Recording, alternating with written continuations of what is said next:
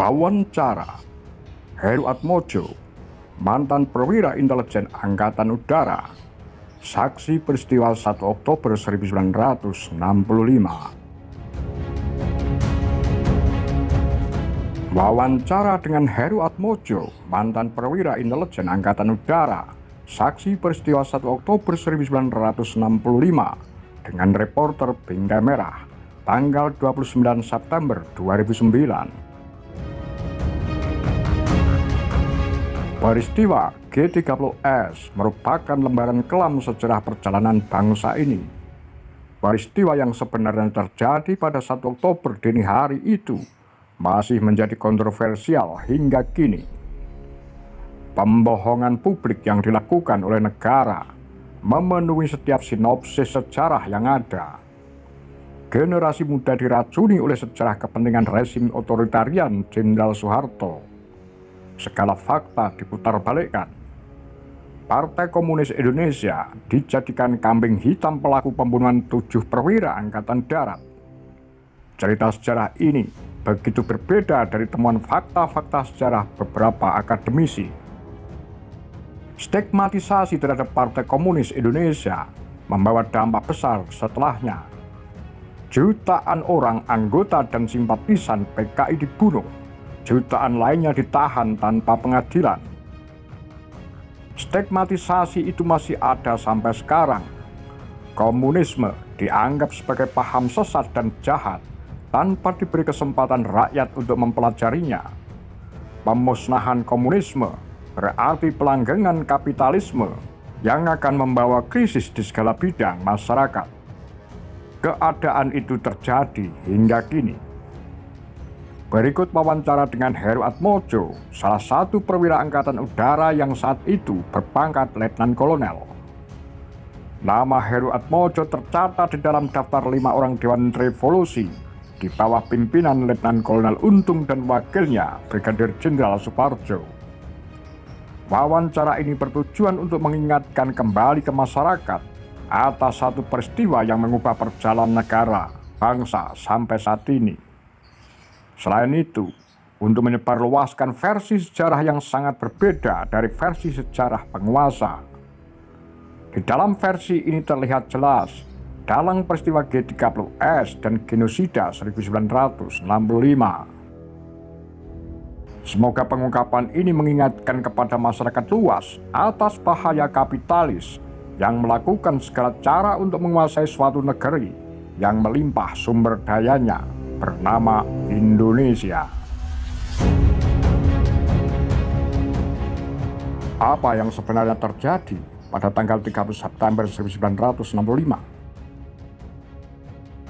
Sampai sekarang, peristiwa ini hanya dilihat saat 30 September 1965, tapi tidak dilihat sebelum tanggal tersebut. Saya katakan, musuh bangsa ini adalah CIA, Central Intelligence Agent.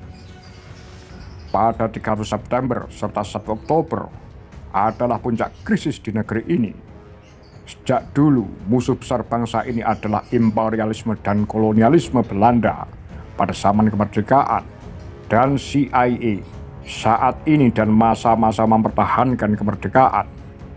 Pada 23 Maret 1965, CIA mengadakan rapat di markas CIA untuk membahas situasi politik dan sosial di kawasan Asia, terutama Asia Tenggara.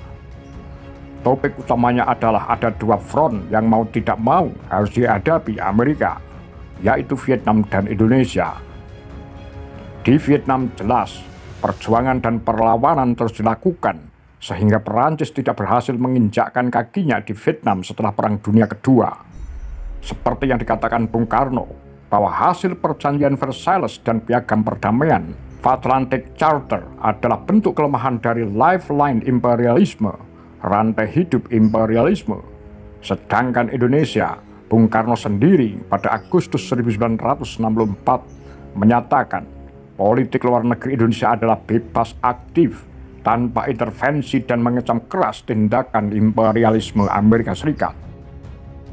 Kita tidak bicara 1 Oktober 1965, tapi sebelumnya Maret 1965. Rapat puncak CIA yang dihadiri 4 tokoh utama CIA di Manila, Filipina. Avril Harriman, veteran Perang Dunia Kedua sebagai anggota OSS Office of Strategic Study, Intel Militer. William Bondi, Eswald Bunker, juru runding dan perdamaian Republik Indonesia Belanda pada kasus Irian Barat, dan Howard P. Jones, Duta Besar Amerika Serikat Indonesia selama 7 tahun. Pertemuan itu menentukan sikap politik terhadap Indonesia.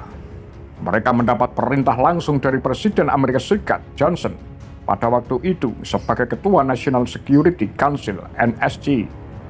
Pertama, mereka membicarakan apakah politik luar negeri Amerika masih bisa diteruskan seperti adanya sekarang, di mana kita menghadapi Vietnam yang eskalasinya semakin gawat, dan Indonesia. Bung Karno, Agustus 1964 menyatakan politik luar negeri Indonesia sangat mengecam keras imperialisme Amerika.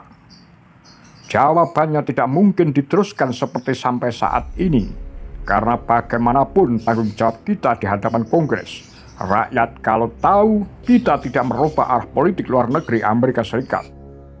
Dengan demikian, dorong Soekarno untuk mengubah arah politik luar negerinya. Dijawab oleh Duta Besar Amerika Serikat saat itu, bahwa saya ditugaskan untuk itu. Misi saya mendekati Soekarno agar mau mengubah arah politik luar negerinya. Tidak ada satu orang di dunia ini pun yang mampu mengubah sikap keras Soekarno yang anti-imperialisme Amerika Serikat. Jika demikian keadaannya, habisi saja Soekarno. Dijawab oleh Duta Besar Amerika Serikat saat itu, usaha pembunuhan terhadap Soekarno sudah dilakukan dan semuanya gagal. Begitupun Angkatan Darat pernah melakukan kudeta 17 Oktober 1952, namun usaha tersebut gagal. Karena di tubuh Angkatan Darat 1965 ada 3 faksi. Pertama, faksi loyalis Soekarno, faksi loyalis Nasution, dan faksi lainnya. Solusi terakhir adalah memanfaatkan situasi terakhir di Indonesia tahun 1965, diwarnai oleh tajamnya sikap politik Angkatan Darat dan PKI. Itu intinya. Apakah benar PKI terlibat dalam peristiwa G30S, terlibat secara organisasi atau individu? Rapat-rapat puncak CIA di Manila, Filipina diputuskan agar PKI dibuat ke lubang kejatuhannya sendiri. PKI yang berambisi terhadap kekuasaan serta konflik menajam dengan Angkatan Darat digunakan CIA untuk merancang konflik dengan Soekarno. Kemudian Amerika Serikat memulai rancangannya dengan menyebarkan berbagai macam isu seperti isu Dewan Jenderal. Menurut saya, itu bentuk rekayasa karena setiap informasi intelijen harus dilihat siapa sumber dari informasi tersebut. Isu Dewan Jenderal ini tidak berasal dari para jenderal yang dituduhkan tersebut. Pak Yani mengatakan tidak ada Dewan Jenderal yang berkonotasi politis. Memang ada yang disebut Dewan Pertimbangan Tinggi, Wanjakti, yang bertugas membuat evaluasi di dalam menentukan siapa-siapa yang berhak mendapatkan pangkat jenderal. Alangkah bodohnya Pak Yani jika beliau yang membuat Dewan Jenderal tersebut, karena beliau dulu pada masa perlawanan terhadap PRRI Permesta adalah komandan yang tidak menyetujui pembentukan Dewan Banteng, Dewan Gajah, Dewan Manguni, dan lain-lain. Lalu ada isu mengenai sakit kerasnya Bung Karno. Isu ini disampaikan ke dalam tubuh Angkatan Darat. Para jenderal yang kemudian menjadi korban peristiwa 65 menanggapi isu tersebut, kemudian mengadakan rapat untuk membicarakannya. Menurut mereka, kondisi kesehatan Bung Karno lambat laun akan menurun. Permasalahan yang akan timbul kemudian adalah bagaimana proses pergantian kekuasaan ini akan berlangsung jika Bung Karno telah wafat. Jika damai, hal ini tidak masalah, namun jika terjadi chaos, tentu akan merugikan bangsa ini. Kemudian mereka membentuk satu panitia yang bertugas mencegah chaos tersebut. Panitia ini dipimpin oleh Mayor Jenderal Soeharto, Seskowat. Inilah yang kemudian menurut saya sebagai Dewan Jenderal menurut beberapa kalangan. Perwira muda di tubuh Angkatan Darat pun mengadakan rapat Mereka adalah Kolonel Latif, Letnan Kolonel Untung, Kapten Wahyudi, serta 2 orang yang mengaku utusan Ketua CCPKIDN-ID, yaitu Sam dan Pono. Di rapat tersebut membicarakan mengenai isu Dewan Jenderal dan isu sakitnya Bung Karno. Kemudian, isu yang santer didengar adalah tanggal 5 Oktober 1965, Dewan Jenderal tersebut akan melakukan kudeta terhadap Soekarno. Kemudian, perwira muda progresif ini melakukan inisiatif untuk menghadapkan jenderal-jenderal ke Bung Karno sebelum tanggal 5, hidup atau mati. Apa benar keterlibatan Angkatan Udara secara institusi dalam peristiwa 1965? Setelah isu-isu berkembang di masyarakat mengenai Dewan Jenderal beserta sakit parahnya Bung Karno, tanggal 9 April 1965, tempat logistik angkatan bersenjata di Jalan Iswahyudi disabotase dengan diledakkan. Setelah kejadian itu, Kepala Staf Angkatan Udara Omar Dhani berpidato di hadapan perwira-perwira Angkatan Udara menyikapi hal tersebut. Omar Dhani berpendapat Angkatan Udara kekurangan personel untuk mengantisipasi kejadian itu terulang kembali. Perekrutan anggota baru membutuhkan waktu dan biaya yang lama dan tidak sedikit. Maka diputuskan untuk merekrut anggota baru melalui sukarelawan-sukarelawan Dwikora dan Trikora dulu. Mereka kemudian ditempatkan di kebun karet, Pondok Gede, dan dilatih oleh Mayor Udara Suyono, Kepala Staf Teritorial Udara di seluruh wilayah Indonesia. Namun tempat kebun karet diputar balikkan faktanya sebagai lubang buaya. Lubang buaya sendiri letaknya cukup jauh dari kebun karet. Di sana merupakan tempat mes perwira-perwira muda Angkatan Udara seperti saya yang belum menikah. Memang diakui bahwa mereka yang tergabung di dalam pelatihan ini sebagian besar terdiri dari mereka yang beraliran komunis seperti Pemuda Rakyat, Sopsi, Gerwani, dan lain-lain. Namun bukan berarti golongan nasionalis dan agama tidak ada. Mereka diwakili oleh Perti, Pemuda Marhen, GMNI, namun memang jumlah mereka tidak terlalu banyak. Berjalannya kepelatihan tersebut ternyata diwarnai dengan berbagai macam isu-isu tidak sedap yang memojokkan Angkatan Udara secara institusi. Diputuskan pada 26 Juli 1965, kepelatihan tersebut dibubarkan. Walaupun telah dibubarkan, sukarelawan-sukarelawan ini masih berlatih dan menetap di sekitar Pondok Karet. Karena memang sebagian besar sukarelawan ini berdomisili di sekitar Pondok Karet. Mereka kemudian dimanfaatkan oleh para perwira-perwira muda progresif untuk membantunya menculik para jenderal. Lalu bagaimana dengan isu The Local Friend Army?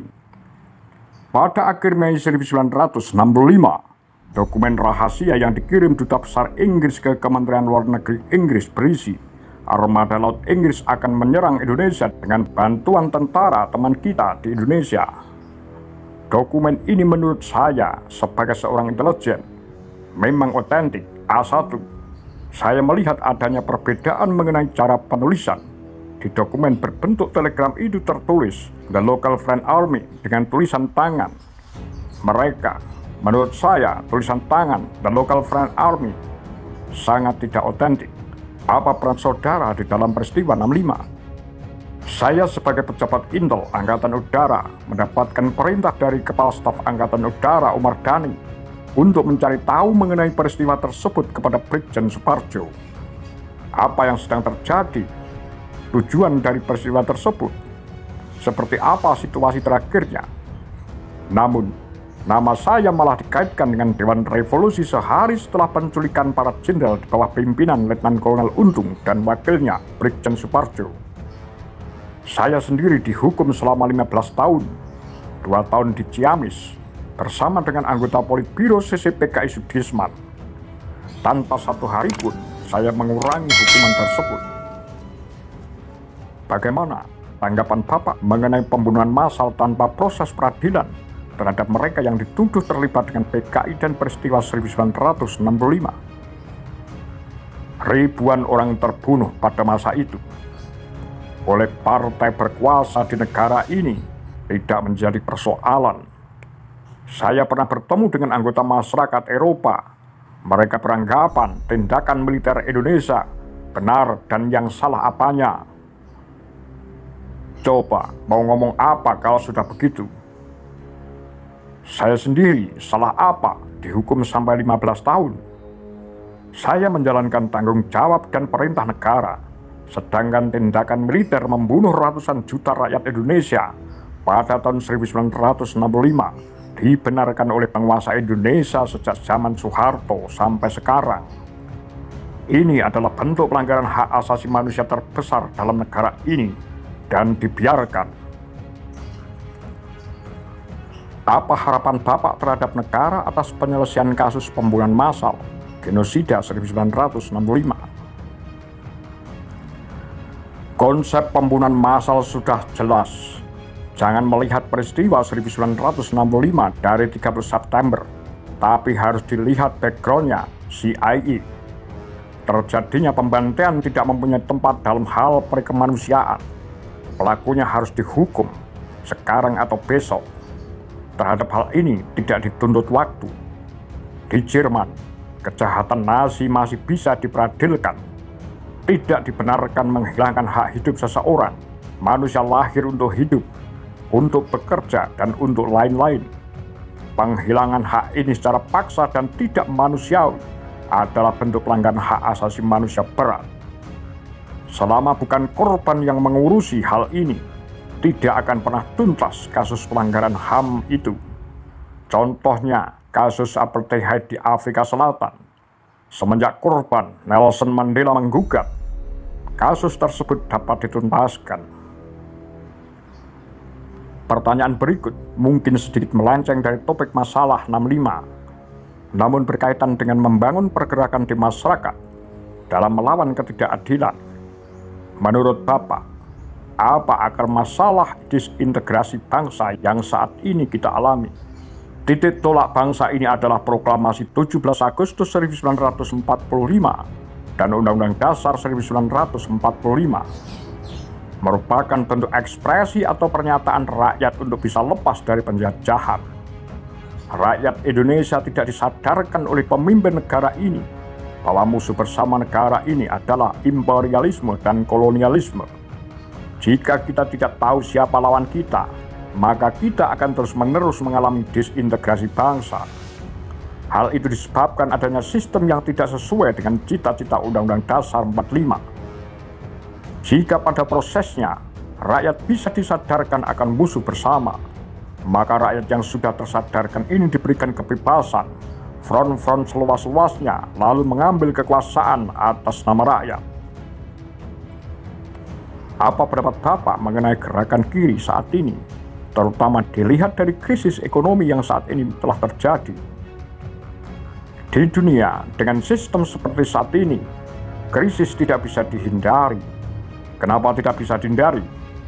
Karena sistemnya berdasarkan pasar bebas. Ketika permintaan besar, maka harga-harga menjadi menguntungkan bagi produsen.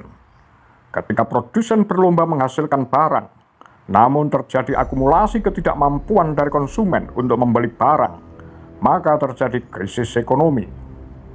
Mulai dari Perang Dunia Pertama, peristiwa Malaysia 1914, dan pada tahun 1939, krisis besar bagi mereka. Itu sebabnya orang-orang yang memperhatikan makroekonomi ingin keluar dari krisis yang menyengsarakan. Di belahan bumi lain masih banyak terjadi ketidakadilan, dan itulah sebabnya timbul pemikiran Karl Marx berdasarkan kepada ekonomi kepentingan rakyat dan berlawanan dengan sistem pasar. Sebenarnya, krisis yang terus dialami di dunia ini adalah masalah krisis energi. Perang Dunia Pertama berkaitan dengan energi batu bara, sedangkan pada Perang Dunia Kedua, krisis energi minyak tanah. Dalam hidup ini hanya dua hal yang harus dimenangkan, individualistik atau kolektif. Mana yang mau dimenangkan untuk masyarakat? Jika kalian berkuasa, mana yang mau dimenangkan? Kalian bisa melihat perjuangan tahun 45. Republik ini diperjuangkan kemerdekaannya bukan untuk para raja-raja, tapi untuk rakyat Indonesia. Di dalam tanah air kita yang kaya ini, ada produksinya dan ada distribusinya. Distribusi dan produksi akan selalu mengalami pertentangan jika masih menggunakan sistem kapitalisme, seperti Departemen Perdagangan, Kamar Dagang, dan lain-lain. Seharusnya mereka tunduk terhadap produsennya, bukan sebaliknya. Harus lebih mengutamakan pihak produsen, bukan si pemilik modal. Di zaman Soeharto, kaum tani yang paling menderita. Harga gabah ditekan sedangkan harga pupuk dan kebutuhan lainnya sangat mahal. Harga beras tidak boleh dinaikkan dengan alasan untuk kepentingan bangsa, namun yang ada justru kepentingan golongan, kolektif, kebersamaan yang harus diperjuangkan.